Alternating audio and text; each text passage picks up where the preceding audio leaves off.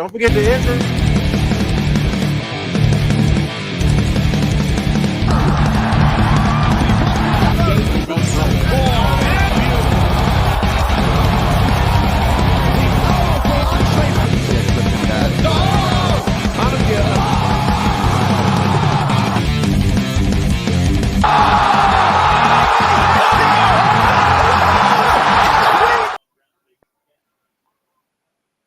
Good evening, fight fans. Welcome to another great Headkicks and Haymakers. I am your boy Bodkins. Of course, with me is my brother from another mother. Joining us back again for his second appearance is our guy, Mr. Bobby Blunts. Bobby, what is up?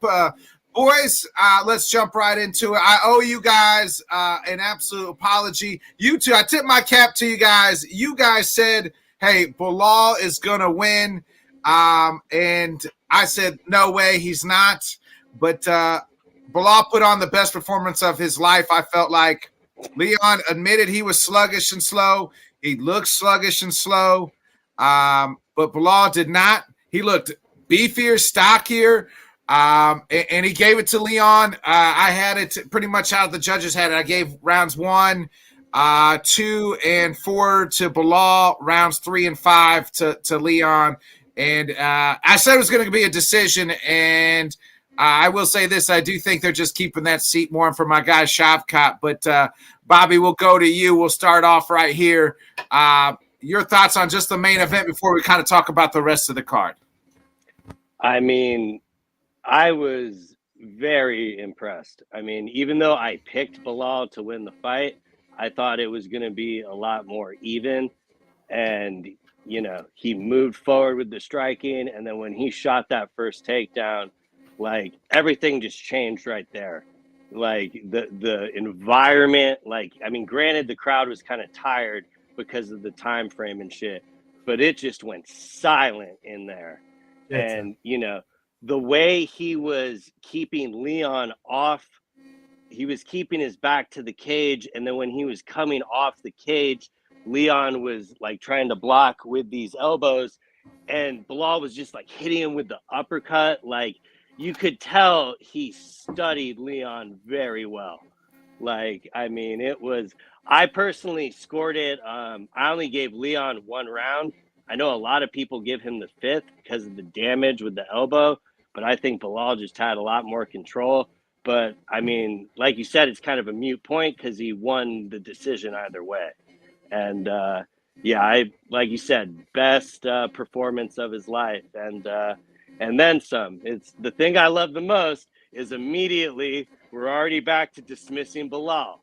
He just dumped Leon on his head and made him look pretty average. And then immediately it's, oh, well, it won't be a lot. I mean, I just can't wait. And I am so happy we are in the Bilal Muhammad era. You and about 2 other people in the world are only about happy. You and Bilal Muhammad are happy that we're in the Bilal Muhammad welterweight. And I don't think it's funny because we'll get into this Muhammad Makayev situation, but it's funny because Bilal's not the most exciting guy at all. I don't even think he's got a great personality. Like his personality is not captivating to me.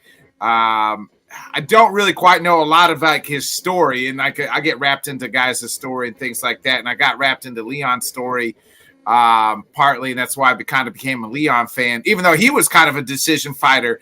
But I saw something, and I think maybe Witt shared it. But the welterweight as a whole has always kind of been a bunch of, GSP was a decision, always went to decision, it seemed like, later on in his career. So it's like welterweights is kind of what they do.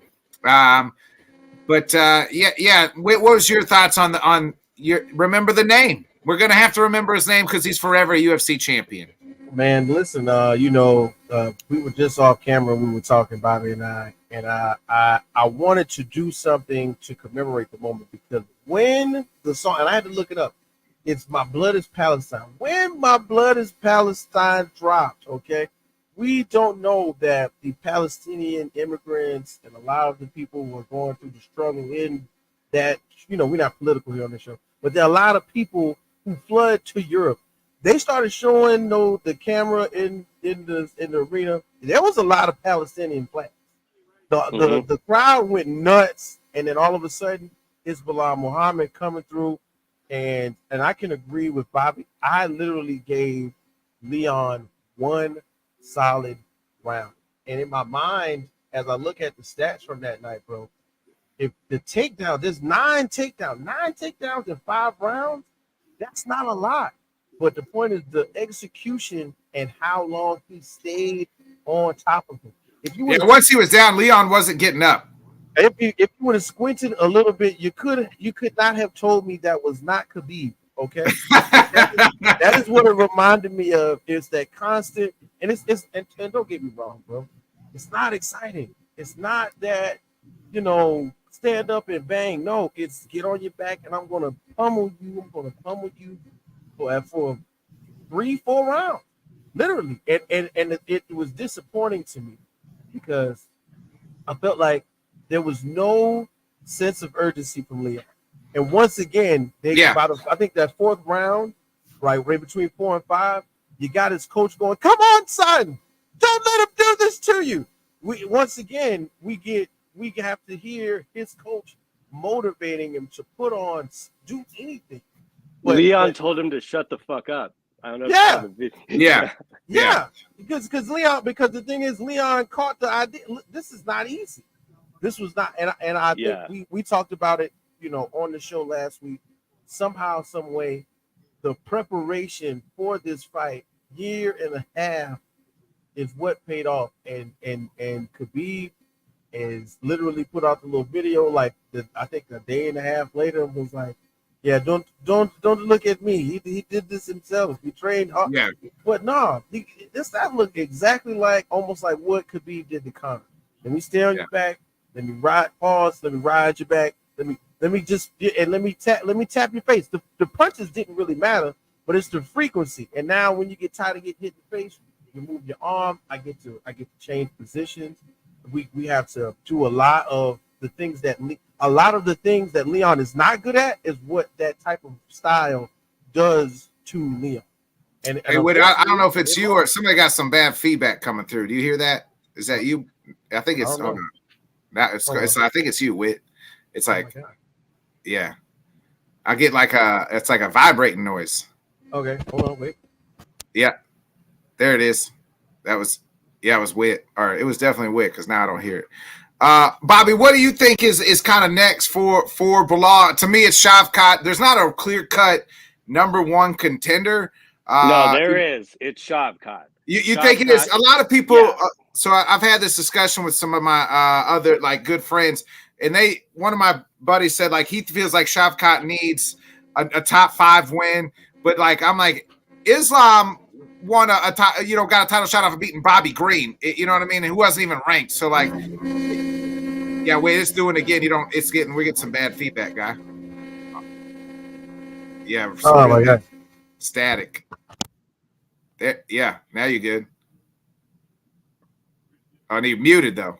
Yeah, I understand people saying, "Oh, I want him to, have one more fight to get it." But this is the difference, and what people are gonna soon to realize and appreciate about Bilal Muhammad is he is going to fight everybody. He's not going to turn down every fight, and because of that, it's Shavkat next. He literally even said before he won the title that he would face Shavkat next. So to me, that is the signed and sealed fight. That's what it should be. The matchup is going to be fantastic. And a finisher versus a non-finisher. I can't wait.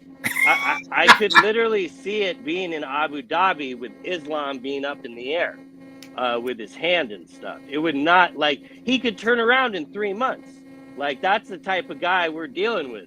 I think the UFC people are going to catch on, and I'm just going to enjoy every minute. I think the UFC wants him to turn around tomorrow. Dana White didn't look happy that Bilal Muhammad is his champion, and maybe it wasn't. It seemed like happy. He didn't. Maybe he was just pissed off about the whole fight card itself. I felt I don't know, but his body language, showed me that he wasn't, this he guy's won't not admit, he won't admit it, but he knows it was a mistake to do it at in 1 prime a.m. time America. Yeah. Because like that, to me, that's all I saw was a guy that did not want to be there. Yeah. Like he would have much rather just be back at the hotel. And then they decided to do media with him after. That might have been the dumbest idea ever. Like, what did you think you were gonna get? Definitely didn't want to have Dana talking about anything after he saw, somebody. I think he felt just a little bit of pride in Leon. All the pictures, all the memes, the zooms in on Dana's face when the belts are being presented, like that just speaks volumes for maybe either whether he was tired or whether he just didn't want Bilal to get that belt. I don't know how much of a Leon guy he was either. I don't think he was like Leon was like. I don't know. He immediately said no. He's there because everybody asked him, "Hey, so." No, I don't need to see the rematch. I don't need to see a rematch. I didn't like a rematch to begin with. If Bilal had won, I didn't feel like Leon. It's not like Leon was an long extended champion. He defended the belt twice. One was a rematch to Kamaru, and one was to Colby Covington. I don't need to see another Leon Bilal. But I do. So, Bobby, you mentioned maybe in 3 months' time, him and Shavkat. I think you could see that. It looks like to me they're working on Ilya versus Max on that card. But I don't think you can headline a UFC with Bilal Muhammad versus Shavkat. That might be the problem. So that might need to be a co-main. Y'all want to hear it? I assumed it would be. Right. Go ahead, Whit. So just imagine it's close to December. Maybe we got another fight card coming up. Out of the shadows, right there at number 4, at right around the time when we're going to get ready to vote in this possible new president, is Republican. Yet I say, do we get a Colby Covington sighting somewhere out here? No, he hasn't won a fight. He hasn't won a fight in 4 years either. I didn't know. I'm not saying he's going to do anything, but will Colby show his face somehow, some way? He already is in interviews. I mean, Colby's just the king of trash talk that nobody wants to listen to. So like it's not even trash talk anymore. Like what he tried to I can't even remember what it was. I just saw the clip of it. It like it's coming from a guy that's 0-3 in title fights. Yeah. That nobody thought he should have got that last title fight. And what he did a win over Masvidal like a year and a half later. All he did was take a big poo in the middle of the octagon. It was, just awful. It's the new blood's time. It's Shavkat. Gary will get it. You could do Gary and Leon. Yeah, that's my next question. So are we all? So wait, what do you think is next for?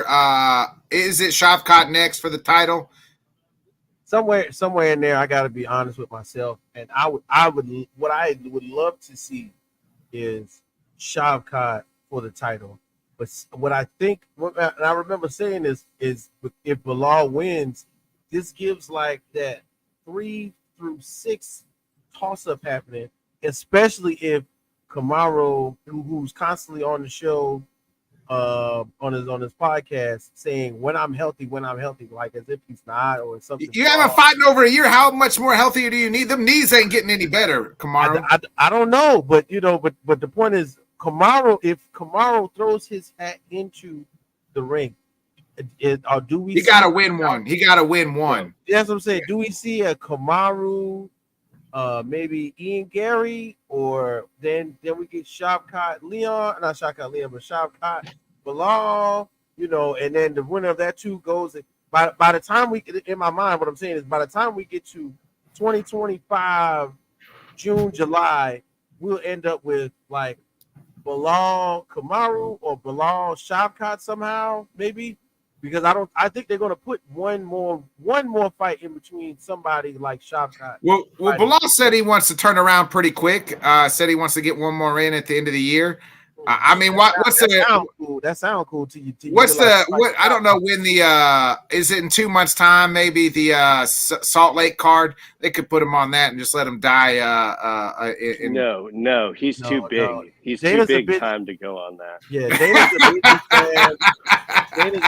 Dana's gonna give him an extended stake. Plus, remember, Dana's being a promoter, he knows that that's not exciting. So who can we build up in between then and now? Who can we talk about? Who can make an appearance at the Apex or at the next? I kind of with Bobby. I think you do Shavkat him and Abu Dhabi as a co-main to Max and Ilya. Really, I guess if they do it weight-wise, it would be flipped. But to me, the bigger fight is Ilya versus Max. That would be a huge fight out there. Yeah, too. Ilya versus Max, and then Bilal. Yeah, Bilal he's kind of, you know what I mean? Both of them are got people in that area. I like that. Bobby, you kind of mentioned Leon. What do you think's next for Leon? Maybe some time off.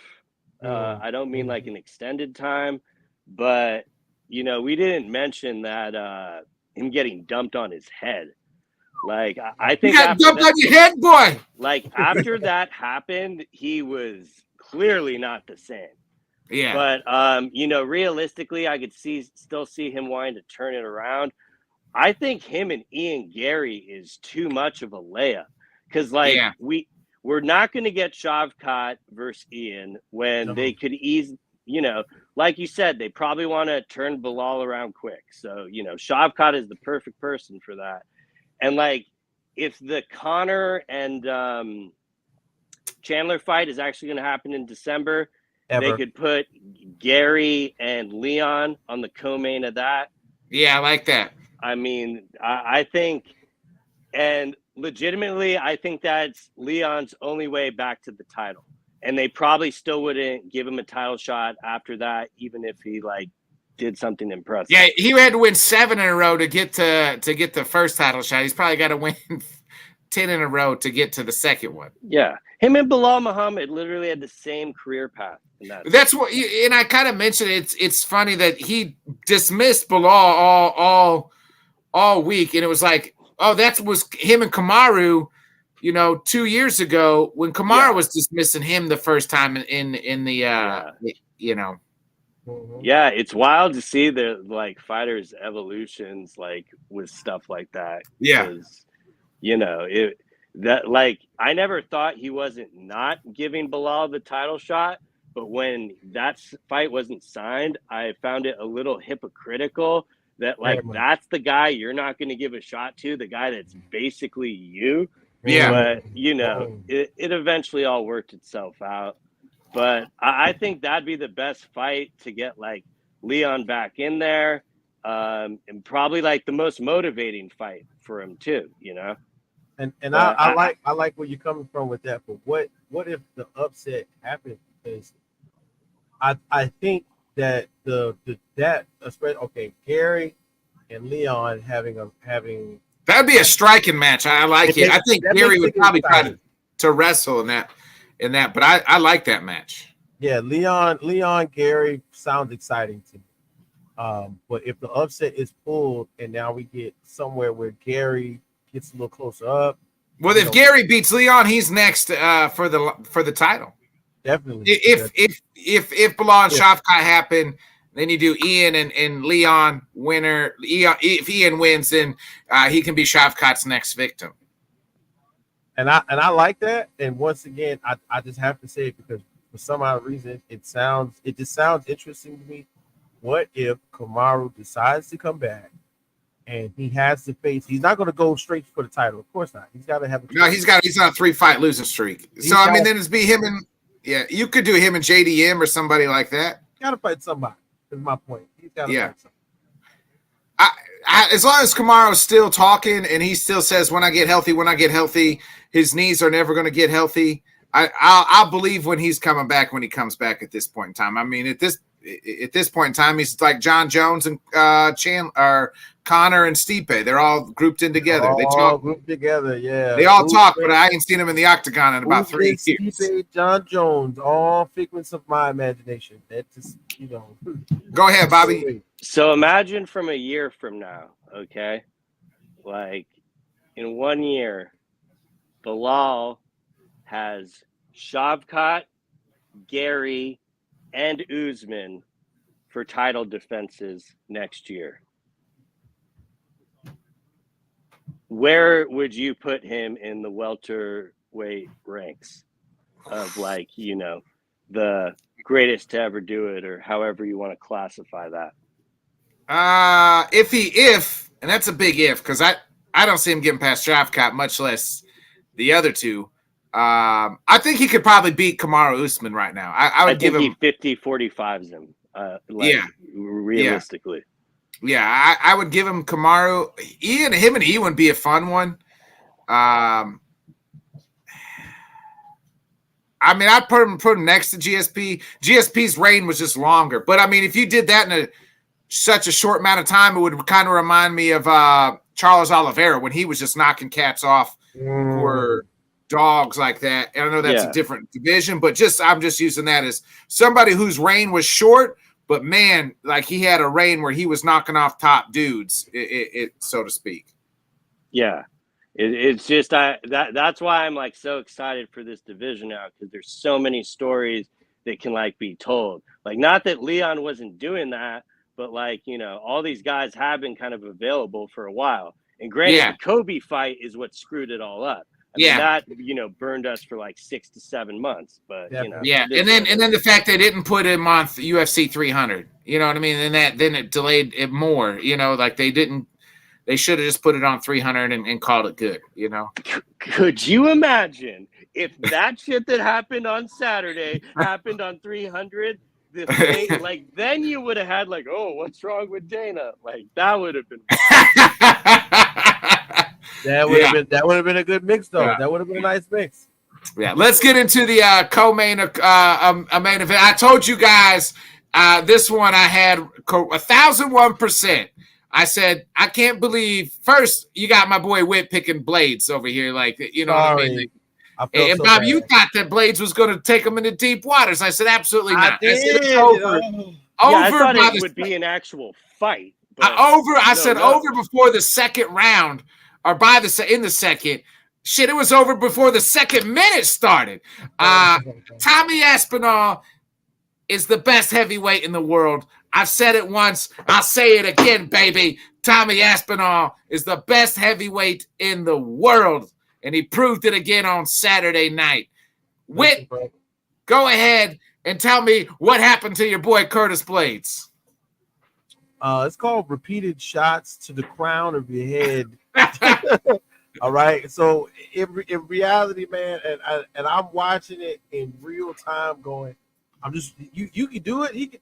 No, it didn't happen, man. The hand speed, the quickness in which that Tom Aspinall jumped on to him, like, and did not relinquish the threat of him being put down. I think somehow, some way, it just overpowered him.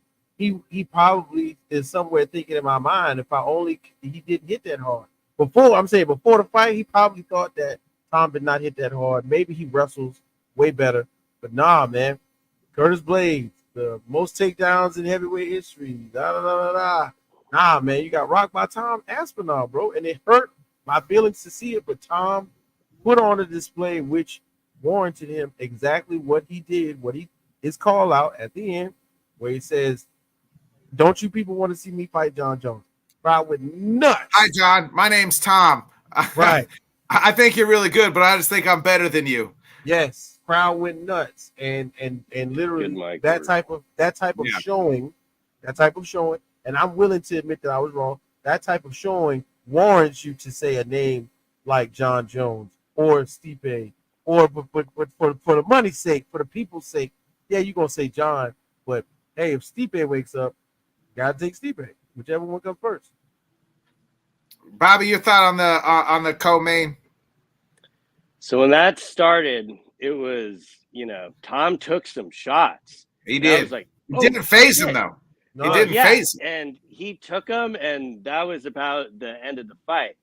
I had absolutely no problem with the stoppage. Me neither. Curtis seemed grateful that the fight was stopped. I think he was more kind of just let down in the moment. And like you said, the mic work was on point. He did everything he like needed to set up and, you know, eventually get that fight. You know, I told you on the last show, I have full confidence we will get that fight. I know, you know, there's a lot of, and you know, for good reason. I'm not saying it's not warranted, but you know, to me, I've kind of always known that in November they're gonna do John Jones Stipe, unless you know. Hey, now to me, the bigger part is not that he's the interim heavyweight champion; it's that Dana said he's the backup fighter. Yeah. Like, to me, that is more important than, you know, his belt. But they both have to agree to it. I don't know if either one of them's going to agree to it. Stipe only wants to fight John Jones. He said that. But if you know, I don't want to say like the exact words to like jinx it, but if some unforeseen thing were to happen again, the UFC would put their foot down to ensure that John stayed on the card. Like if for some reason like Stipe like came off it. But the same time they have Tom and Alex in their back pocket. They just don't want to say it. Like they're pulling that for their nuke. If he really wants to say, no, I don't want to do it, they actually have something to throw back at him. And that's why I'm confident that he'll do it. He'll get his money. And I think this fight excites him. Like, you know, if he could get up to beat down Cyril Gane's worthless ass, I assure you he could get up to want to fight Tom Aspinall. I get that it's cool to be like, oh, yeah, he's scared. He's running. Hey, he had the thing with Stipe going on. I get it's the more exciting fight. Like, no shit. But, you know, you got to deal with what you're working with. And in my mind, we'll still get both. Either way, you know, Aspinall is there. And, you know, I have no problem if someone wants to consider him the current champion or whatever, because Jones hasn't defended it. Like, to me, he got a fight. So, like, I'm not too worried about it. We got to see him again. He got paid, hopefully more than he was getting paid before he didn't have that title. And, you know, that John Jones is going to be a huge money fight for both sides. Yeah, I agree. Let me ask you guys this. Put these fights in order that you want to see John Jones. Aspinall, Stipe, Alex, Francis. Ooh, man. Like, because you said them right, and then you got to the really meaty ones. For me, bro, to be real, I would like to see John Jones fight Stipe before we even think about Pierre and something. I just would like to see it. Tom Aspinall is the guy, and I somewhere in my mind, it's like Tom Aspinall deserves to fight John Jones. Yeah. Do we want to see it and pay money for it? Maybe not. But I do. I don't want to pay. I would pay more money to see Jones and Aspinall before I pay money to see Jones and Stipe. Yeah, exactly. That's what I'm saying. But Stipe, I'm not excited about that either. I'm not. But you know, if you think about the exciting big name thing, then you got to say John Jones Pierre. But I am with Tom. So you would say John Jones Pierre over the other ones. I think so, but I'm saying, in all honesty, does Tom Aspinall deserve to have a sit down with Dana so that they can make the phone call to John? Yes, I think so. I give him that. I'm not going to say I was wrong, and I'm going to own up to it. And based on that performance, do they need to have a Zoom call and see if John answers his iPhone? Yes, they do. But is that what the people want? Is that what's going to have people clamoring? I don't. You my brother, of course. And if you down, I'm down. Like full flats on the cap. But we got to see what happens from here. And I'm excited to see what happens with the heavyweight division. What about you, Bobby? Which fight would you rather see out of those four I threw out? So in that scenario, we know we're only getting one more fight out of John Jones. Yeah, let's just say hypothetically, John Jones got one fight left. Who you want to see? I mean, that's such a toss-up. Like, Tom has undoubtedly earned it. If we're doing like what's right, it's the Tom thing. That's probably the most intriguing one. But when you mentioned Francis, like if we only knew there was one fight left, only one, I like that would kind of get my intrigue a little.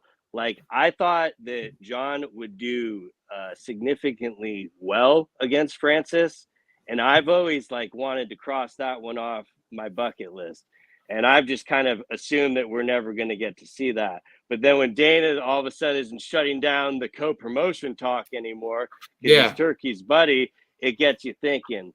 But like realistically, with the Saturday performance, I think I still would say Tom Aspinall. That's where I'm at too. I'm at the same, and it's not just because I like Tom Aspinall. Number one, we haven't seen Francis fight in the octagon in like 3 years now. Yeah, for sure. Longer than John Jones. John Jones. You know what I mean? Like it's been that long. So Alex, I think Alex is intriguing, but he's not a real heavyweight. He's you know what I mean? I think 205 is where he's at. And I think John Jones would ragdoll him, like take him to the ground and be able to ragdoll. And to me, I'm in no hurry to see it. We can get that in a year or something. Yeah. Like I do think he sticks around for that, for sure. Yeah. And then I think with Stipe, I just don't need to see Stipe, 80-year-old Stipe fight John Jones. I don't need it. And I think it would do more for the career of Tom Aspinall to slay the beast that is John Jones, to give John Jones that 1L on his record than anybody else. And then, you know, at that point in time, I don't know what's next for Tom if he beats. Like that's the thing is he fights at heavyweight, and the heavyweight division's not very good. And I don't know if there's a guy out there other than that John Jones can give him a fight. I mean, the guy doesn't get out of the first round. Listen, bro, you said it. You said a mouthful, and I think that the main idea would be when and if Tom Aspinall fights John Jones, and he beats him, let's say, what is there left for you to conquer in the heavyweight? At such a young age, too. At such a young age, there's really not anybody else on par with him. But you know, Bobby mentioned it. He was we've not been having too many of those Dana having those damning cross promotion conversations. Would we get a Francis Tom? Maybe, you know, could we? That would be cruel. But you see what I'm saying? Like, where would Tom go from there? What would you do? Boxing? Something. I watched a podcast, and the guys were going, when is Zupa going to get smart enough to figure out that, hey, look, why don't you just do your own boxing promotion, and that way you can give UFC fighters the alternative. You go in the UFC, or you can go and do your boxing, and we'll promote both of them. Yeah, TKO could do that for sure. Mm-hmm. But, and look, and everybody knows right now. Look, if you know Turkey Al Sheikh, which again we say Salam Alaikum to all my brothers in Saudi Arabia. You know, it's the money is there for them to be made. And just imagine Big Tom Aspinall after he beats whomever, Stipe, John Jones. Look at that, the baby's excited. Just imagine Big Tom Aspinall fighting in a big DAZN heavyweight boxing. Yeah, more money, a whole lot of money because he's putting guys to sleep. Apparently, yes. It'd be interesting. Let's get back 303. I thought Paddy Pimblett, his best performance of his career, we talked about him being on his last fight of his contract. Got the contract before the fight, got the finish. Now is ranked. You know, I told you, Paddy.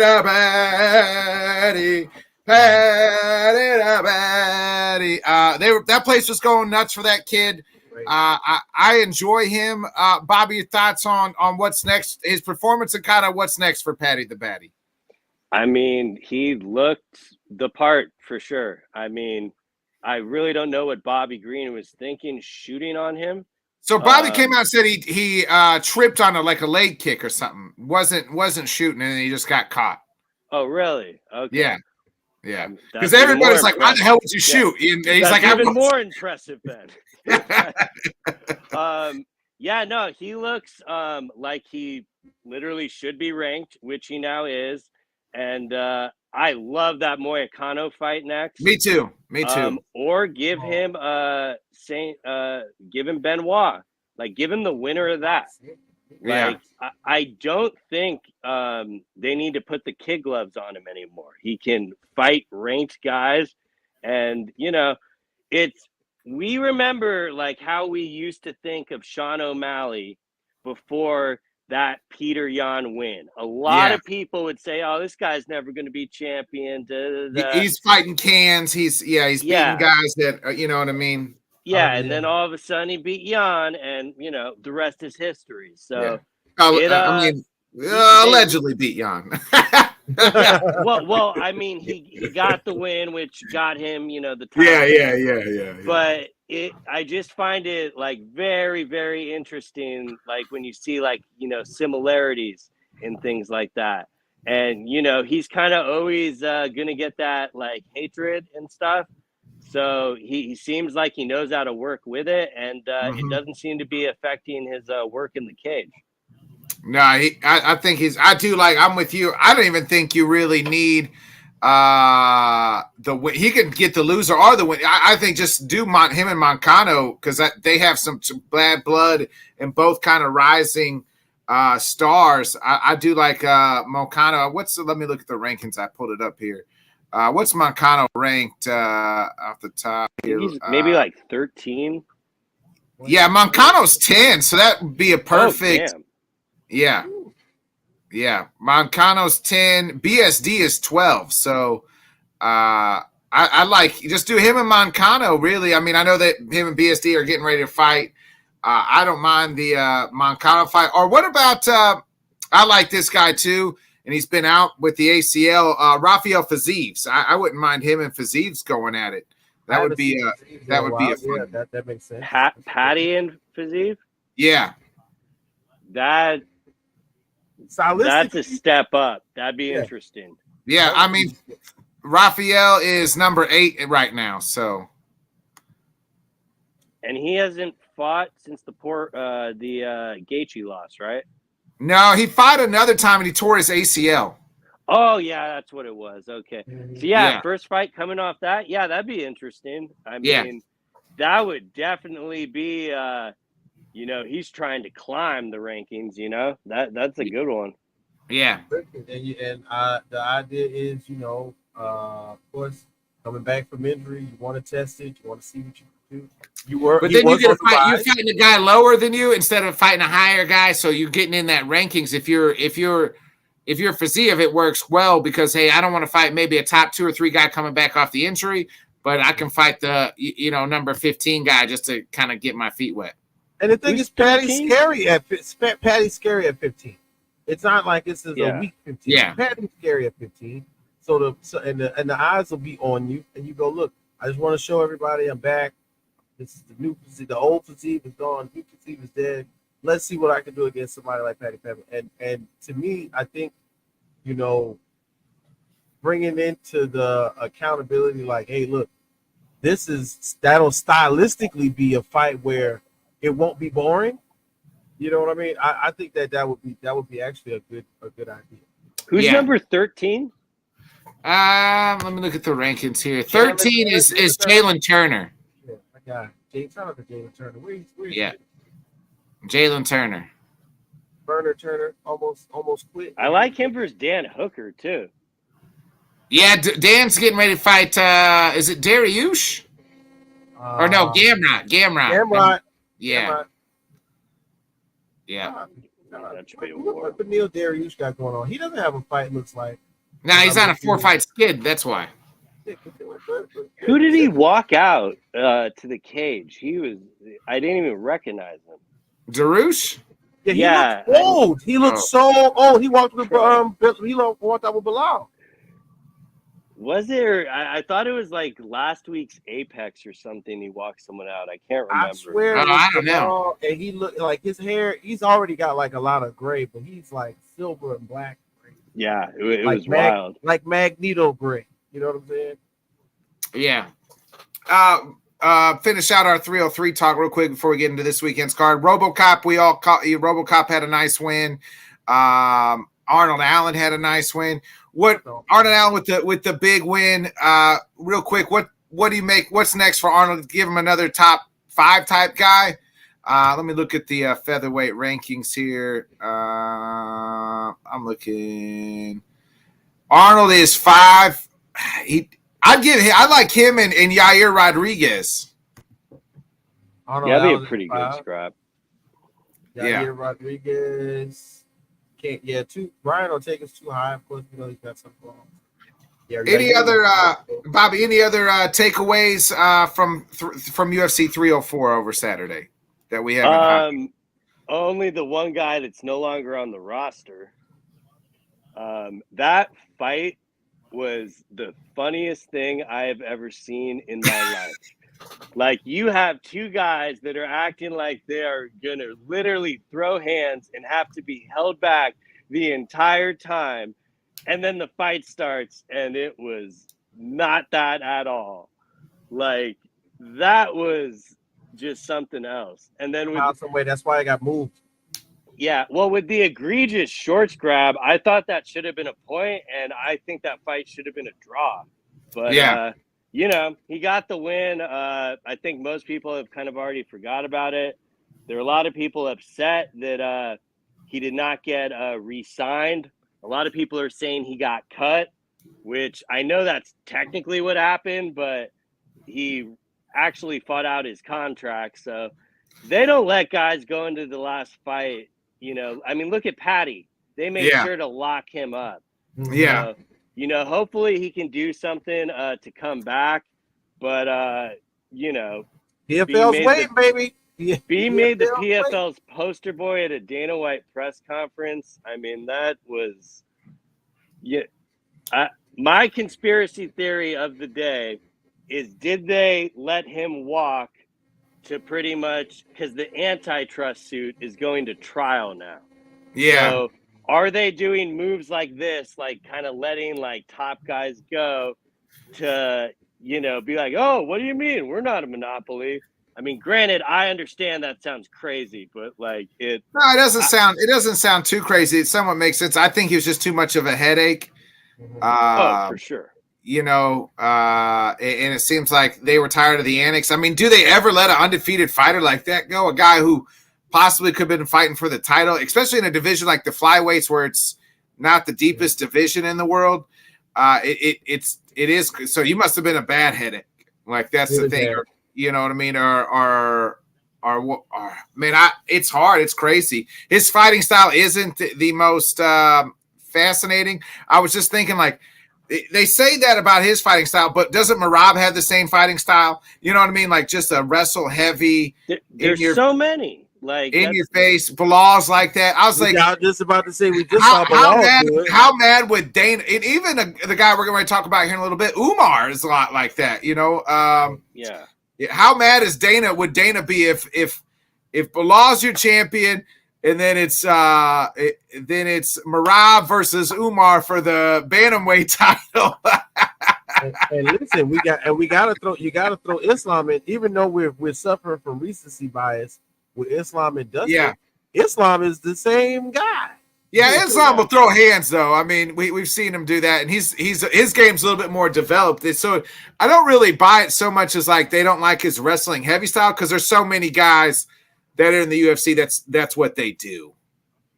Yeah, his manager's Tim Simpson, and like if Tim couldn't get him to keep him, like in my opinion, this is no fact or anything, but I just think he was too much of a headache for them to deal with.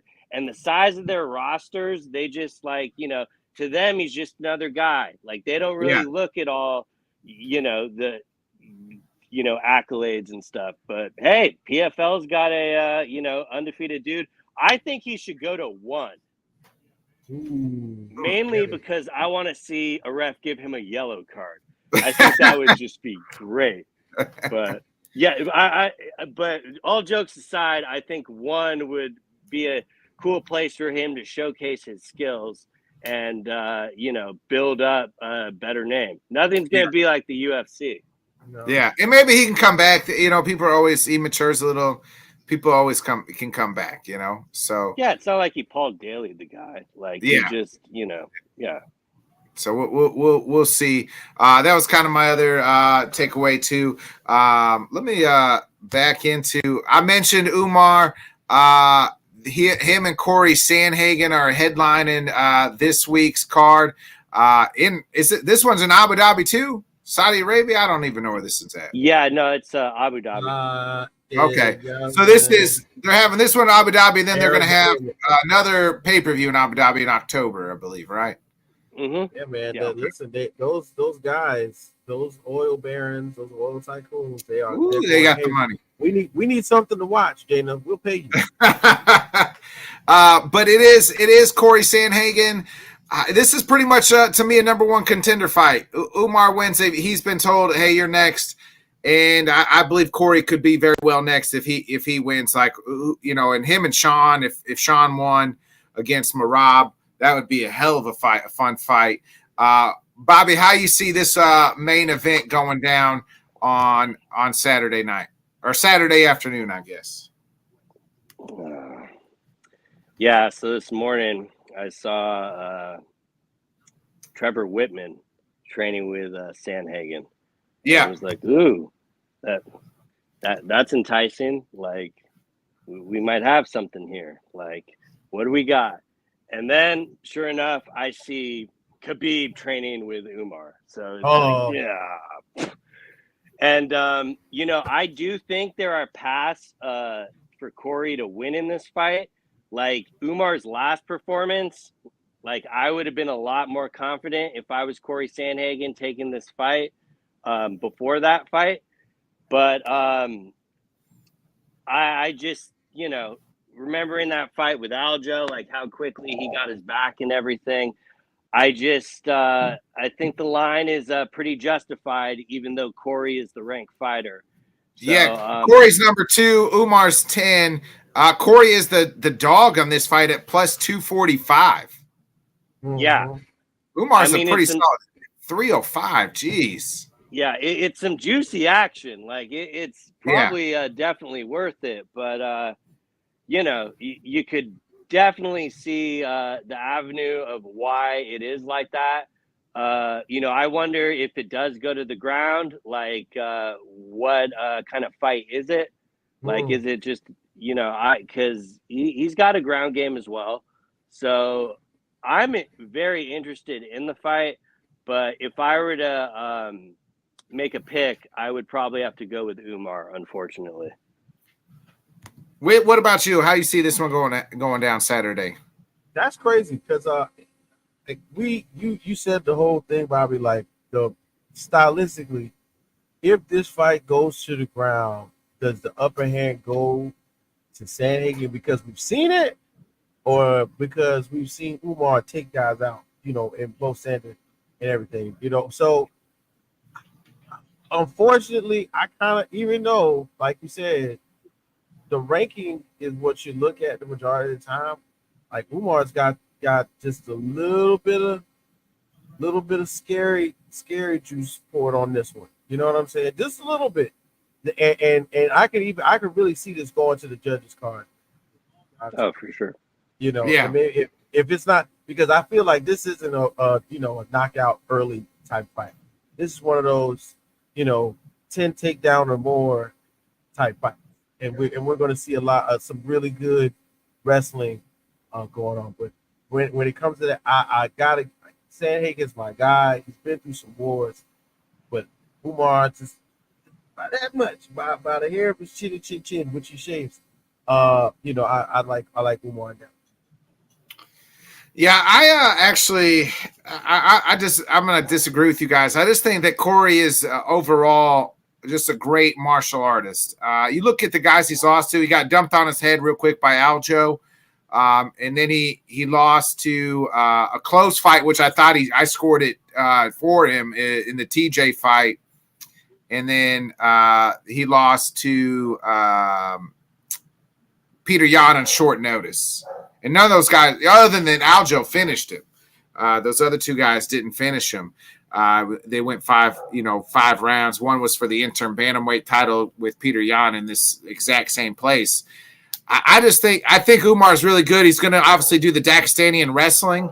I think Corey knows that, and he's prepared for that. I don't know what else like Umar can really bring to the table. Where I feel like Corey is so good all around. He is what's his name? Kind of light, Cruz light. You know what I mean? Just the way they move, the movement. He's a little Dominic Cruz light. And that's just why I think that could cause a problem, especially for Umar, who's going to try to shoot, right? And that's going to be hard to do with Corey's movement. So give me the Sandman and to win this one. Let me throw these out there, man. I hope you're right for the record. Yeah, no, I like where you're going with this. I like Corey Sandhagen. I enjoy Corey, the way he fights, the way he represents himself.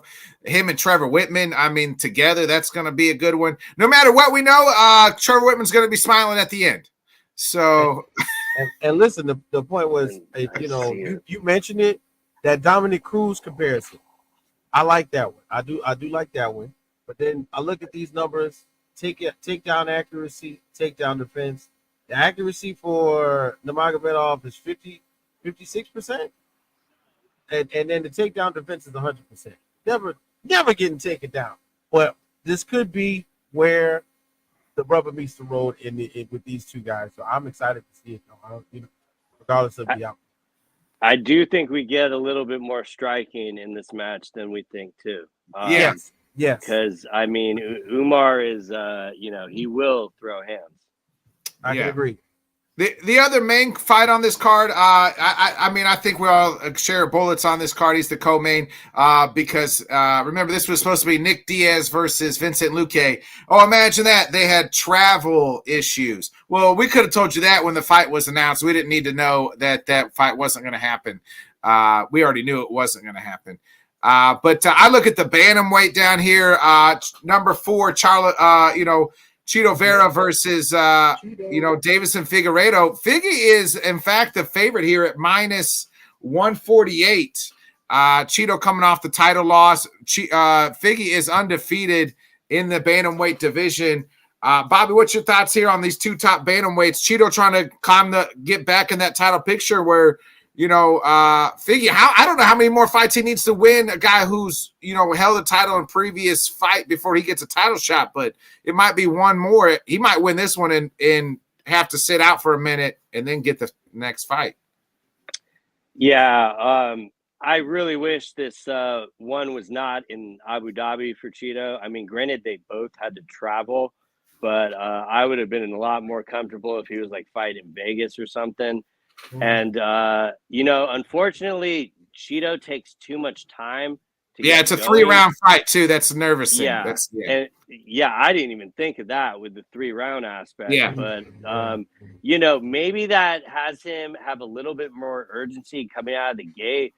But I just feel like Figgy is too fast for him for, like, the whole downloading style. And, I kind of personally think that's a bargain at minus 148 because, it's not like a 2-1 or something. Cheeto's kind of always going to be a live dog to, like, get a knockout or something. But I'm pretty confident that Figgy is going to get that one done. Go ahead. Another one I don't feel good about picking either. Yeah. I'm a big fan of Chito. Yeah, I do too. I am too. Go ahead, Whit. I was just about to say the same thing, guys.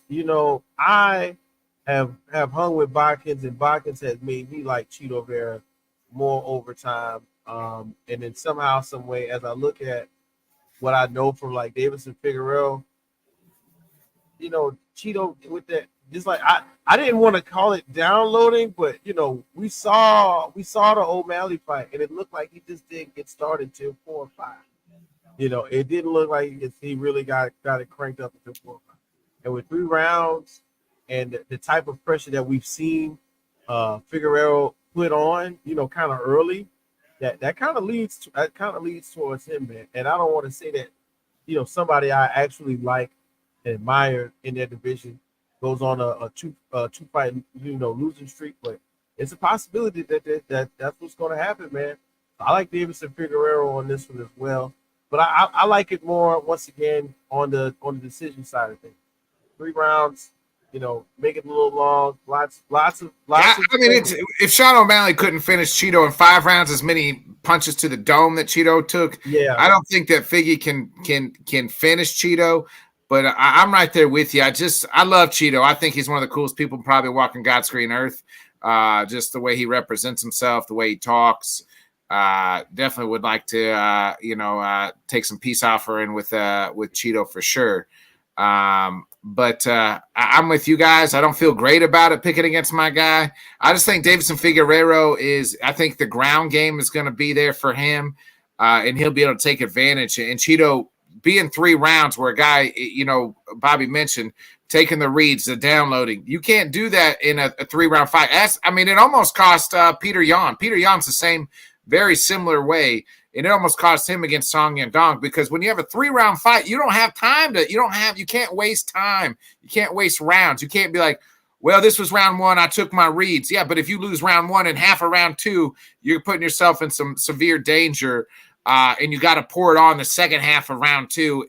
And I don't know if Figgy's going to allow him to do that. So give me, I'm with you guys. I'm going to ride with Figgy here on this one. And I don't like it, but it is what it is. I don't think we've ever all 3 agreed on a fight either. Amen to that. Amen to that. That's probably that means Cheeto probably wins.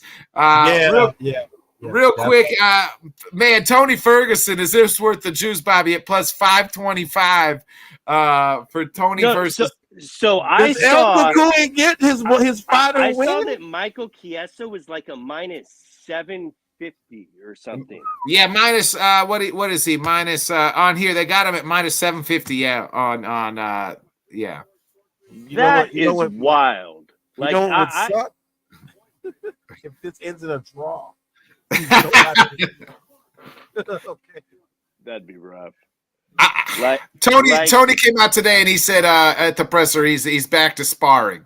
Not that Tony, it's time to go. Just put him out to pass. They did media for this stuff? I haven't really seen any media. Yeah. He was at media. They didn't do like a presser, but just typical media day. And he said he's back to sparring, sparred like 700 rounds, first time in like 7 years, blah, blah, blah, blah. I always feel like we get the same presser from Tony every time. I'm back to my old self. I'm back, El Kukui. Yeah, I guess the only like consolation in this fight is I don't have to watch it through my hands through my eyes because he's fighting Chiesa. Yeah. Like, I mean, no disrespect to Michael Chiesa, but it's not like you're worried about him like inflicting like damage or anything. Yeah. So it's that line is just very steep. Like, show me the person that's willing to put up 750 on Michael Chiesa to win $100. Like, there is it. But like at the same time, I would think Chiesa would get that done. Maybe it goes to decision. I mean, I do think Tony can win the fight, but I feel like we are so far gone from that. What if I would have told you from, back in, 2019, 2020, you know what I mean? Like Michael Chiesa versus Tony Ferguson, and these were the lines. You would have been like, what the hell? It would have been flipped. It would have been flipped. Yeah. And here we are, Tony hasn't won a fight since since the pre-pandemic, and it's just been worse every time out. I feel like I wish the UFC would that's the person. I don't know how many fights he's got left on his contract, but stop offering him. This has got to be. He's got to be going. I mean, and this is respectfully for someone who has brought, so much bigger excellence, whatever, positive things to the ring. But we can't walk him out there too many more times, man. Shout out to Tony Ferguson. Yeah. Dana's already told him he wants him to retire. And I mean, a big reason I never believed the Nick Diaz fight was happening is why wouldn't you have just matched up Nick versus Tony? Yeah. That at least makes sense. Yeah. And, let's give him Vincent Luque, who's ranked. Why? Why are we doing this? Yeah, it was just bizarre. But at the same time, I feel like they organized it that way because they knew he would not make it to Abu Dhabi. Yeah. The minute it was announced it was in Abu Dhabi, I think, there was not a person that has never been around Nick Diaz or knows the story of Nick Diaz. Been yeah, he's going to fight there. Yeah. I am required to follow him to the end. He could do no wrong in my eyes. But I was not looking forward to having to watch that. And now I can enjoy the card a lot more. Yeah. I don't have that what's this going to do? But then when I saw before the fight was off, when I saw the Nate and Jorge boxing, a little part of my mind was like, oh, well, maybe. And no, just stop it. Don't even entertain it. And then sure enough, the fight got pulled. But, Dana made it sound like that is probably unlikely to happen in the future. So I think that's why they just put him on Abu Dhabi to shut him up. Yeah. Yeah. I don't think he said that it's probably not going to get remixed. Another good, nice fight is here. Just real quick, just to mention it. It's Mackenzie Dern, Lupe Godinez. So a nice little fight. Lupe's a dog too. Yeah, she is. Yeah, take that all day. Yeah. Jai Herbert's on this card. Alonzo Minifield, who just got blown out. I saw him get blown out in St. Louis his last time out. But nice little fight card. Wait, before we go though, we got some boxing on Saturday night. It is the return of none other than Mr. Bud Crawford. Man, listen, this is actually really dope in my mind. Because this is really quick before you get into the whole card. You watch the UFC Saturday afternoon and then you turn the boxing on because, what was getting ready to say, this card's stacked. Yeah, and that's what I was going to say. This is actually really good. Every once in a while we get two good things that sometimes, like Bakken mentioned, that we'll sometimes we'll have them at the same time. You got to watch one turn to the other. This time we get MMA in the daytime, and then we get good boxing in the evening. I'm just going to highlight some of the quick fights, man. So, of course, we got to start at somewhere in the middle. We got to talk about Jared Big Baby Anderson, Martin McCall, heavyweight division. Jared Big Baby Anderson has been in the news the last few times. Somebody stole his car. He went and tracked him down, pulled the guy out the car, almost beat him to a pulp. That was horrible. But now he's back in the ring. So shout out to Big Baby. Getting back to what he's known for. Then we got Andy Ruiz and Jarrell Miller, who's also another big baby. Everybody knows Andy Ruiz was the guy who got in there and knocked out Anthony Joshua one time. What?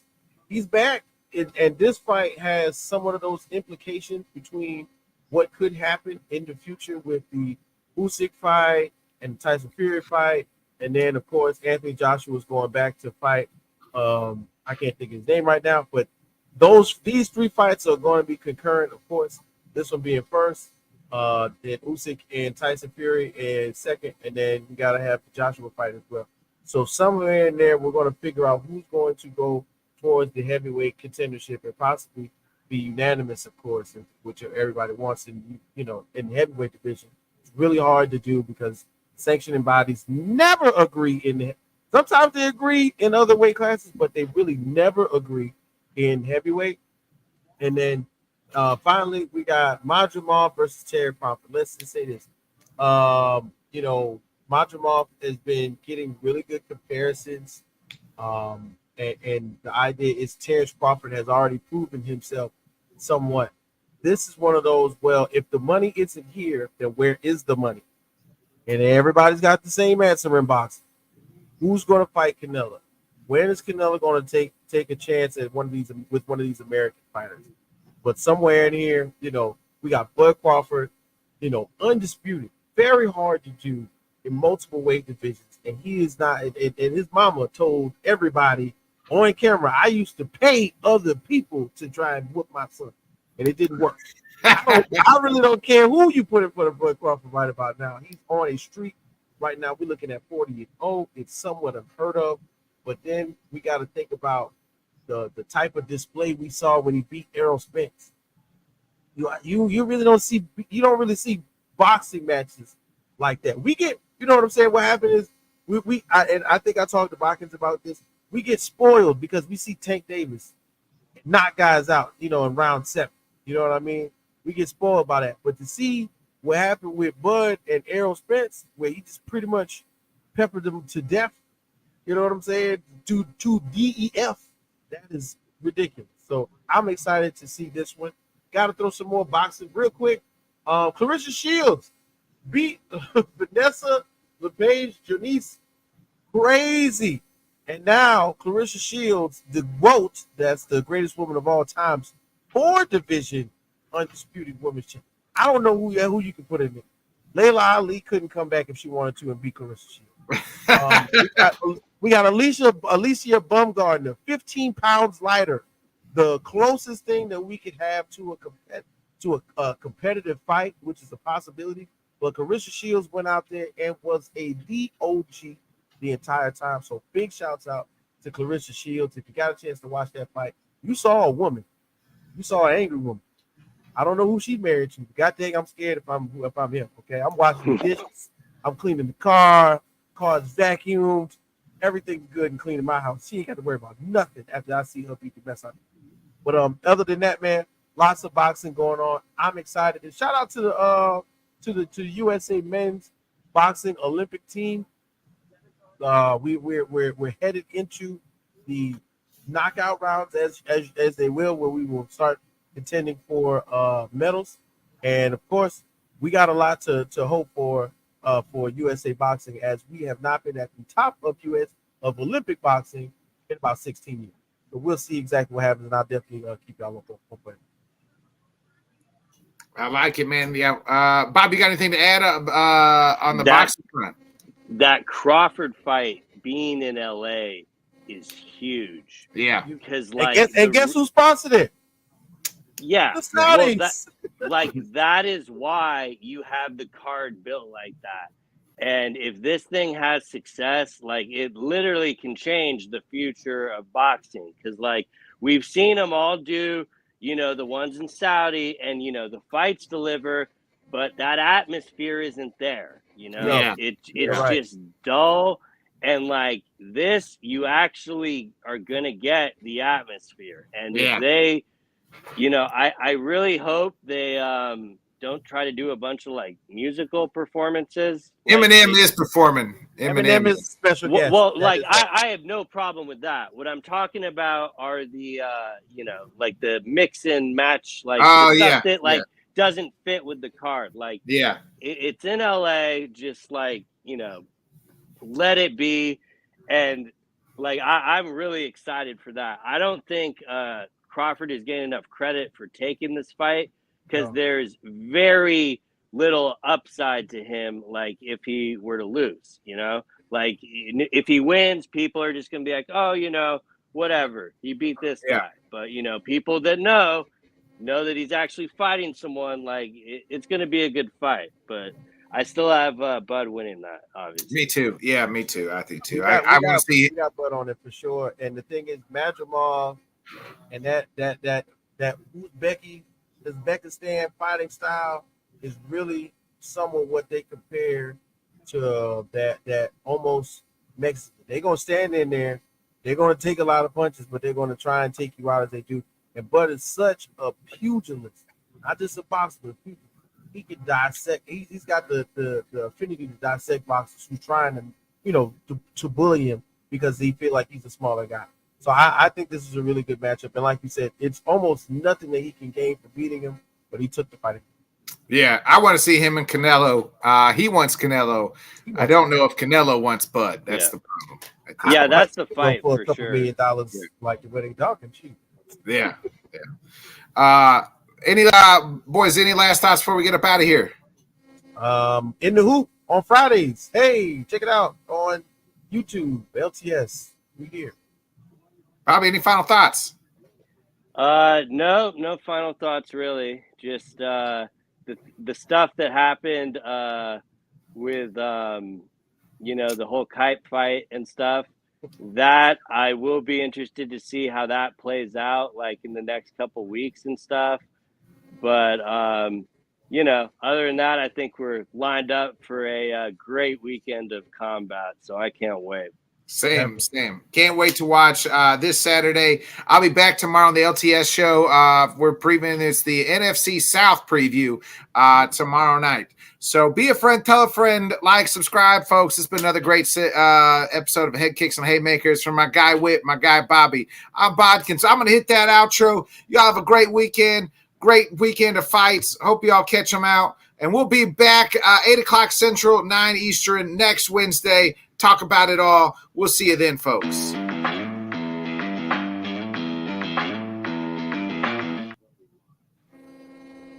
Great job, boys. Yeah. All right, so we'll next Wednesday, man. And thanks, Bobby. I love it. Yeah, Bobby, man.